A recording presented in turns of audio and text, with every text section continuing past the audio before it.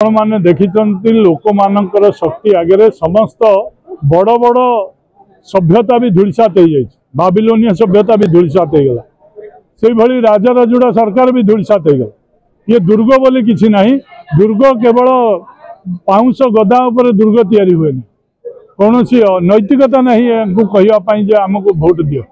Bharatiya Janata party ये कहूँ ये 10 वर्ष जाक लोकों खाता पैसा पठे से गरीब मुंड को छात तैयारी करछि।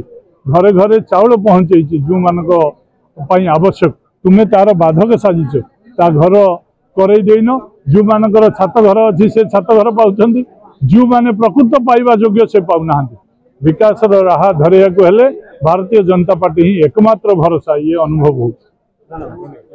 आपण मैंने देखिए समस्त उत्साह अच्छी और समस्त योगदान करी आज आमर ये बौद्ध जिला विधानसभा समस्त बूथ कमी विजय हे से संकल्प दीर्घ 24 वर्ष है गोटे सरकार चली। निश्चित भाव में अर्थ बल और सरकारी बल अच्छी।